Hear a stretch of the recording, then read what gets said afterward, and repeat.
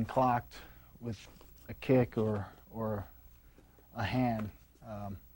Usually you just want to stay in nice position. You want to block all the stuff he's coming at you, especially if he throws something. Okay, follow it back. Okay, keep your guard up for the other hand. Follow it back.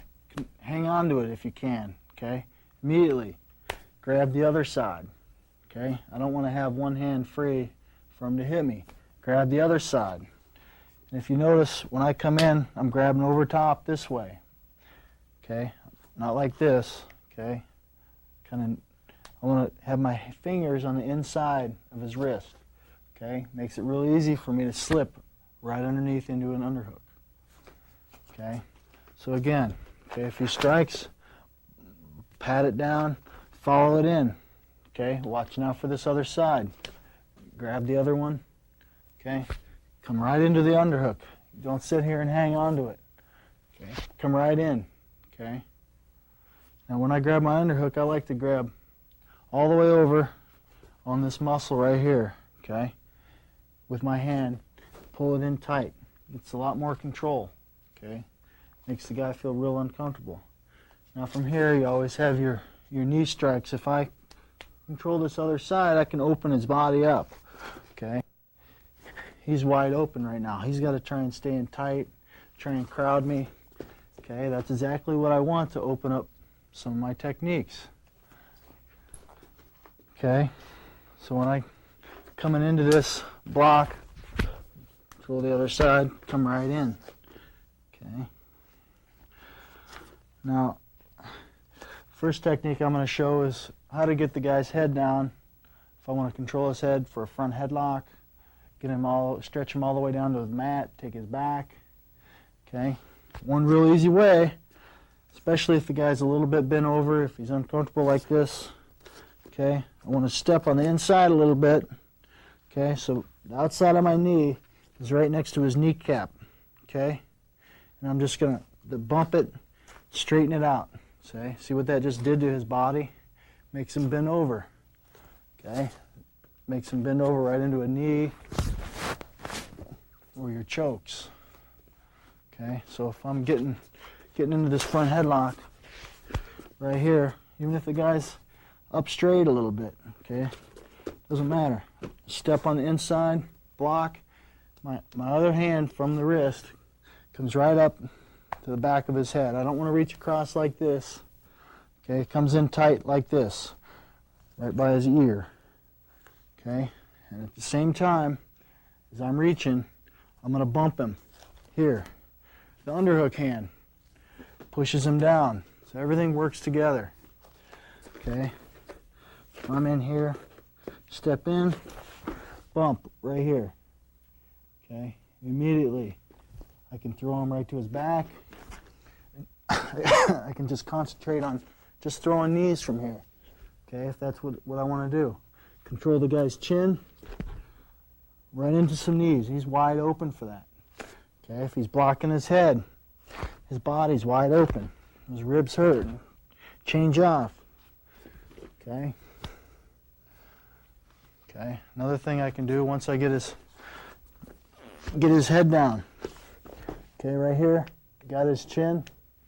All I want to do is rotate my hips and throw him down to the mat.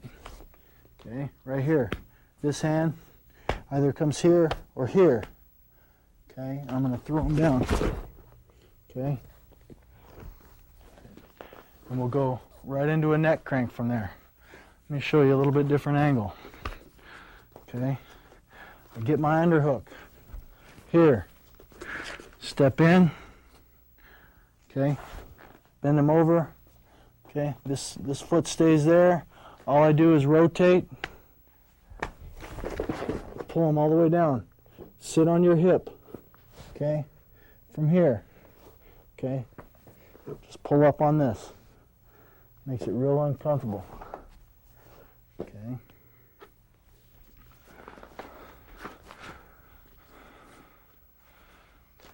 And like I said, don't forget about your knees.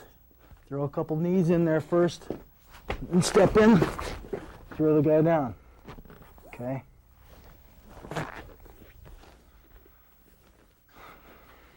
Okay. All right. Make sure you guys are always controlling the far side. Okay. I don't want to sit here pushing on his head or whatever with his other hand free. He might come in with some punches or whatever. And you guys need to remember he's got knees as well. If I'm in here, he's got knees. Okay, to block those, you might want to bring your leg up. If I'm just trying to control, push him against the side of the ring or the cage. Okay, I got him isolated back there. I'm blocking here. Bring my own knees right into the thigh, the chest, the head. Okay, and then start working your own techniques. Okay, this next technique I'm going to show. Okay, if the guy's kind of standing up a little bit straighter into you, okay, I always want to kind of control this space between his legs. Okay, I don't want to be out here. Okay, because now he's got control of my hips. Okay, my zone right here. That's what we call it. We call it a danger zone. I'm in his danger zone. Okay, that means I can throw him from here. I can take him down a lot easier. Okay, I've isolated his hips. He can't rotate his hips if my foot's in the middle. Okay, so I got this underhook, step in the middle. This next technique, okay, I'm going to let go of his hand, okay, and bring my hand right up to the side of his neck. Okay, and I want to put my palm up. Okay, and then I'm just going to lock my hands right there. At the same time, I'm taking my underhook hand, reaching over, and I want to make sure I isolate his arm right in the bend of my elbow. Okay, I want his arm stuck in the bend of my elbow. Okay, right here. Okay, now don't worry, we're not going to sit here for too long for him to be hitting me. But you do have your elbow here to block if he does try and strike. Okay. Okay, we're just going to rotate, take my elbow, okay, pull it right down to my hip, just like this. And at the same time, I'm just going to pivot my feet and sit my hip on the mat. You really got to try and crunch the guy. Okay, my head's not in here. Okay, it's on the far side. I'm in here. I just came right up to here. My head's helping pinch this in. Get it tight. Rotate all the way down to the mat. Okay.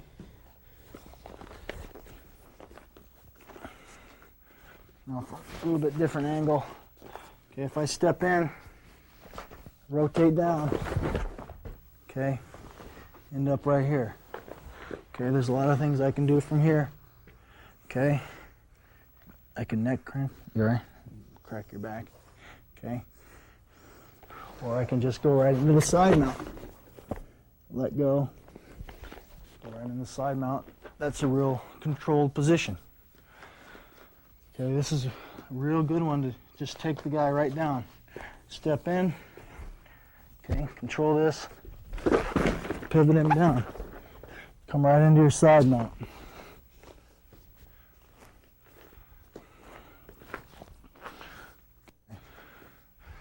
Turn around on this one. Okay, get in your underhook. Come in. Hold it tight. Okay, so don't worry if the guy's way up in the air, is pushing into you. Okay, just step in, lock your hands, keep this nice and tight, right here. Okay, now just crunch him down, take your elbow to your side, and sit. Keep this tight when you get on the mat. Okay, now immediately come right up into your side mount. If you like the arm bar, you got a nice opportunity to arm bar from here. Okay, roll him up on his side. Oops, rotate around. You got your arm bar. Okay, now we're just gonna show a little bit of what pummeling looks like, a little bit harder, more of a wrestling situation, a clinch situation, incorporated with the pummeling, the hand fighting, digging for your 2-on-1s, your underhooks, and not really trying to take the opponent down, but more just getting him off balance, and attacking the opponent's body. Once you get a dominant position, we usually let go and wrestle out of it. And if I get around to take his back, I just wrestle out of it. This is about what it looks like.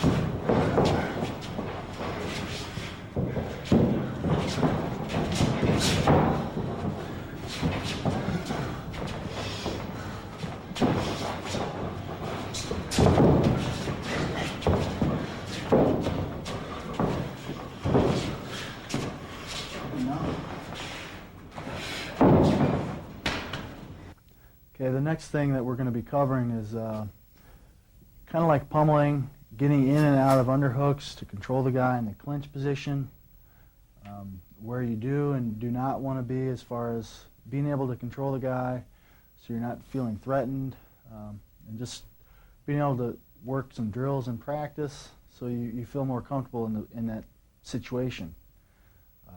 So we're going to go over getting an underhook, getting out of an underhook, and a little bit of hand fighting, which especially in Greco-Roman wrestling, hand fighting is the biggest thing that we do. We're always in contact, and most people don't realize how much hand fighting actually goes on, controlling the guy's wrist, his elbow, okay, working into underhooks, getting the guy off balance just by hand fighting, using his wrist, moving around. Okay, we're going to go over a little bit of that right now, and then we'll give you an opportunity to see how it is a little bit in practice, a little bit more of a live situation. Okay, so first thing, probably the easiest way to get into an underhook is off of a strike.